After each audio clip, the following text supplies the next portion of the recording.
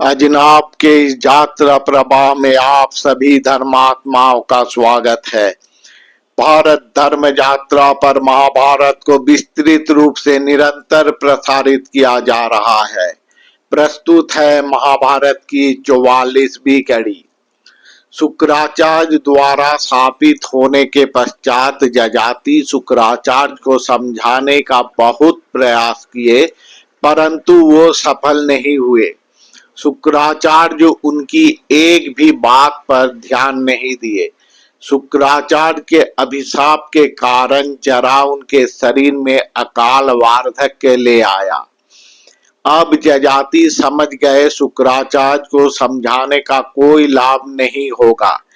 एकमात्र यदि उनकी पुत्री देवयानी का अहित के विषय में उनको समझा दिया जाए तो श्राप का प्रतिकार हो सकता है।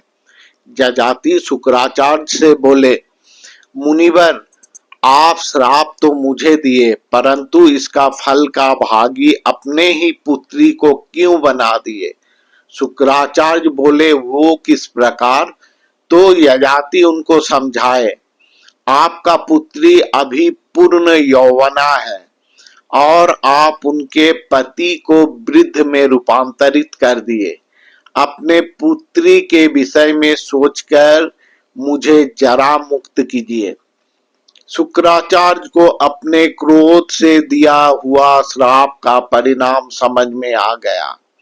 वो कुछ शांत हुए, बोले, हे राजन, मेरा अभिशाप तो फलीभूत होगा ही, परंतु एक उपाय है।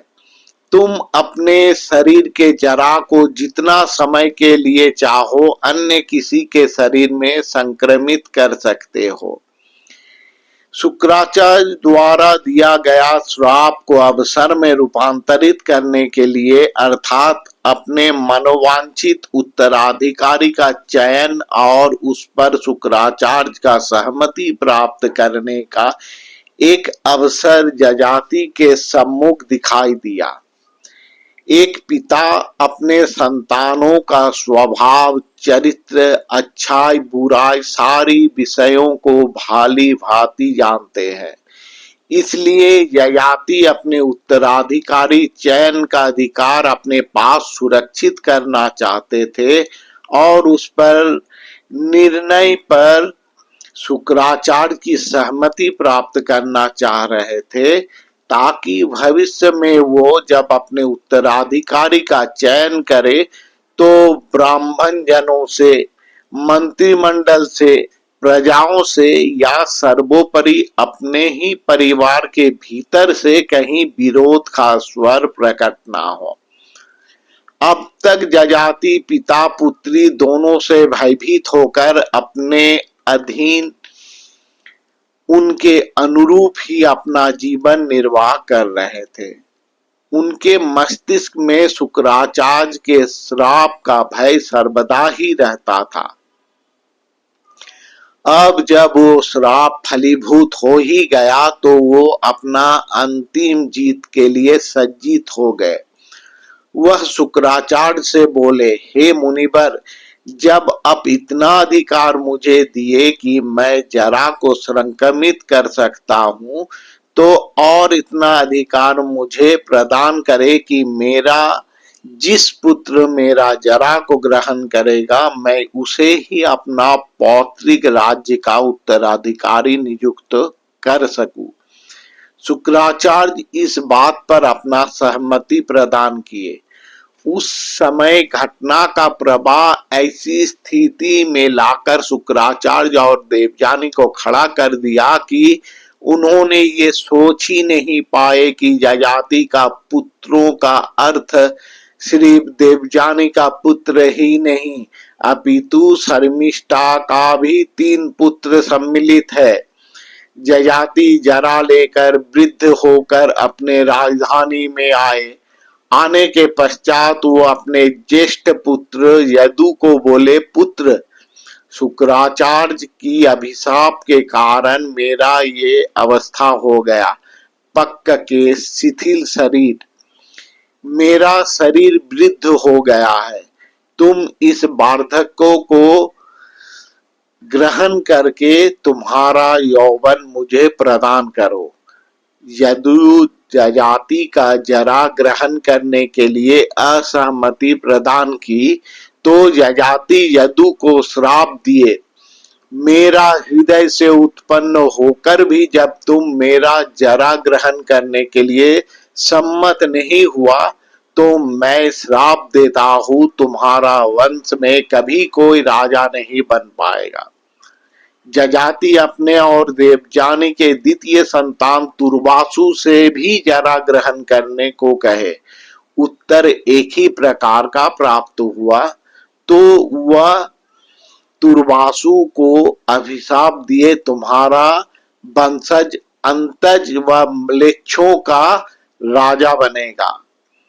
अब वो शर्मिष्ठा के प्रथम पुत्र द्रुहु से जरा ग्रहण करने का अनुरोध किए। वो भी जरा ग्रहण करने के लिए सम्मत नहीं हुए तो उसे ययाति श्राप दिए, जिस देश में पालकी हाथी घोड़ा नहीं है, सिर्फ नाव ही एकमात्र परिवहन व्यवस्था हो, तुम वहां अपने संतानों के साथ रहोगे।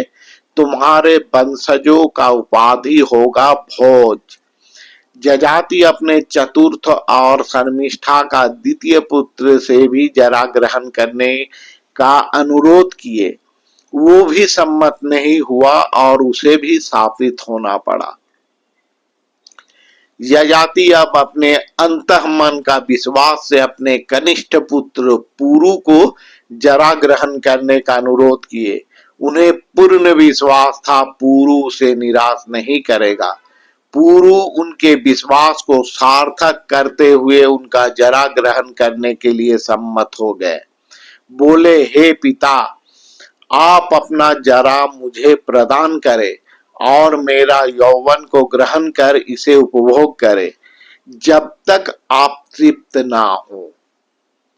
ययाति परम संतोष के साथ उसे आशीर्वाद दिए, तुम्हारा राज्य का समस्त प्रजा अपना अभिष्ट लाभ करेंगे। महाराज यजाति शुक्राचार्य को स्मरण करके अपने जरा को पुरु के शरीर में संक्रमित किए। यजाति पुनः यौवन प्राप्त किए, उनका भोग करने का परिधि और बड़ा हो गया। सिर्फ देवजानी शर्मिष्ठा ही नहीं, साथ में सर्ग अप्सरा विश्वाची से लेकर अन्य और रमणी भी उनके भोग के वृत्त के अंदर आ गया। परंतु यौवन संभोग के साथ साथ यजाति उस समय राज्य शासन में भी अत्यधिक तत्पर हो गए। देवताओं की सेवा, दरिद्रों की सेवा, पितृयज्ञ से अतिथि सेवा आदि जन तर्पण के साथ साथ दस्यु निग्रह, सामंत राजाओं का दमन व तुष्टि इस प्रकार किए कि उनका भोग और शासन का मर्यादा देवराज इंद्र का महत्व को स्पर्श करने लगा।